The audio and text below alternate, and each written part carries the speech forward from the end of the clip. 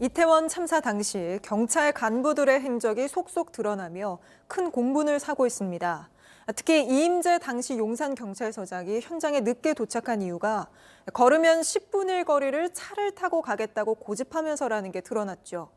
사고가 난 지 50분쯤 지난 뒤 용산서장이 차에서 내려 사고 현장으로 향하는 모습이 이렇게 CCTV에 포착이 됐는데요.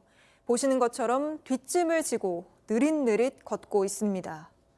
이미 수십 명이 의식을 잃고 심폐소생술을 받고 있을 때였는데 말입니다. 이 소식부터 서효정 기자가 보도합니다.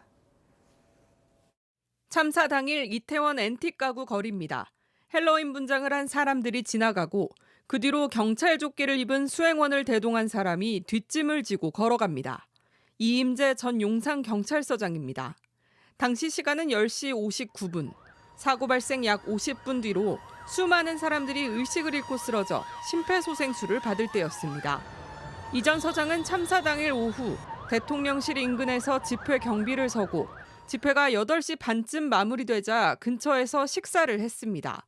식사를 마치고 이태원 상황을 보고받은 뒤 녹사평역으로 이동한 게 밤 10시쯤입니다. 사고 현장인 이태원과는 걸어서 불과 10분 거리였지만 이 전 서장은 관용차로 이태원에 접근하려고 하며 1시간 가까운 시간을 차 안에서 보냈습니다. 결국 앤틱 가구 거리에 내린 뒤 10시 59분에 CCTV에 포착된 겁니다. 이 전 서장이 걸어서 이태원 파출소에 도착한 건 11시 5분, 사고 발생 50분 뒤였습니다. 이 전 서장은 신고가 들어간 지 5분 만인 밤 10시 20분에 현장 도착했다며 상황 보고서를 거짓으로 작성한 의혹도 받고 있습니다. 경찰은 지난 2일 이 전 서장을 대기 발령 조치하고 특별수사본부에 수사 의뢰했습니다. 특수본은 현재 허위 공문서 작성과 직무유기, 업무상 과실치사상 혐의를 적용할 수 있을지 수사하고 있습니다. JTBC 서효정입니다. 용산경찰서는 헬로윈으로 이태원 일대에서 안전사고가 날 우려가 있다는 내부 보고서가 작성됐지만 윗선에 보고하지 않고 참사가 난 뒤에는 이 보고서를 일부러 없애버렸다는 의혹도 받고 있습니다. 경찰 특별수사본부가 이 부분도 들여다보고 있는데 계속해서 윤정민 기자가 보도합니다. 경찰 특별수사본부는 용산서 정보과에서 사고 전 작성한 보고서의 내용과 처리 과정도 수사 대상이라고 밝혔습니다. 보고서의 안전사고에 대한 우려와 경고의 내용이 담겼는지, 서울경찰청 등 상부에 제대로 보고됐는지 등을 살펴보겠다는 겁니다. 통상 정보관들은 관할 구역의 대규모 행사나 집회 시위 등이 예정돼 있으면 정보보고서를 작성해 보고합니다. 용산서 정보과에서도 관련 보고서가 작성됐지만 이를 본 정보과장 등이 이에 대해 조치하지 않았을 뿐 아니라 사고 후 부실을 감추기 위해 보고서를 삭제하고 작성자들을 회유하려 했다는 의혹이 제기됐습니다. 실제 서울경찰청은 더불어민주당 용산 이태원 참사대책본부의 정보보고서 제공 요구에 대해 관련 규정에 따라 목적 달성 시 지체 없이 폐기하여 보관하고 있지 않다고 답했습니다. 다만 증거인멸을 위해 보고서를 삭제했는지 아니면 보고와 후속 조치 등 목적이 달성돼 규정에 따라 폐기했는지는 수사로 밝혀야 할 부분입니다.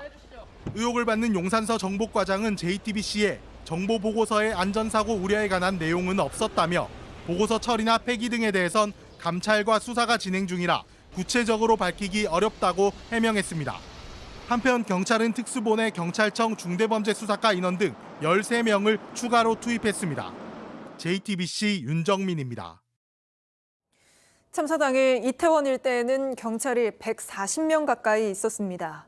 그중 50명은 형사들로 참사 현장 근처에서 마약 단속을 하고 있었습니다. 그런데도 이들은 사고가 나고 약 30분이 지난 뒤에야 상황을 알게 된 걸로 드러났는데 이 소식은 강나연 기자가 취재했습니다. 참사 당일 이태원 일대 배치된 경찰은 모두 137명입니다. 교통이나 생활안전 등 9개 분야 가운데 형사가 50명으로 가장 많았습니다. 경찰은 현장에 있던 형사 인력이 사고를 처음으로 알게 된 시점이 밤 10시 44분이라고 밝혔습니다.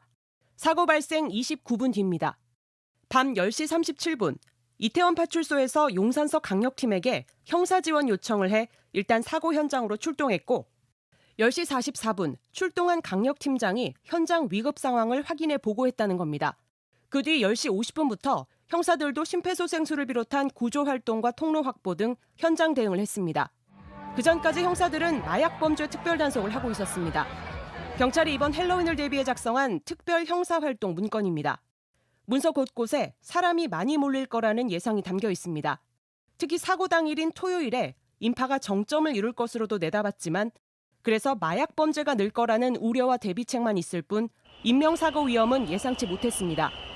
이날 저녁 삼각지역 일대 집회에 투입됐던 용산서와 서울청 기동대 인력 659명은 밤 11시 40분 사고 현장에 투입되기 시작했습니다. 사고 발생 85분 만입니다. 소방당국이 지자체에 사고를 알린 최초 시점도 공개됐습니다. 소방청은 사고가 일어난 밤 10시 15분 119 신고를 받은 뒤 10시 28분 서울시 재난통합상황실에 1분 뒤에는 용산구청 상황실에 각각 전화로 통보했다고 밝혔습니다.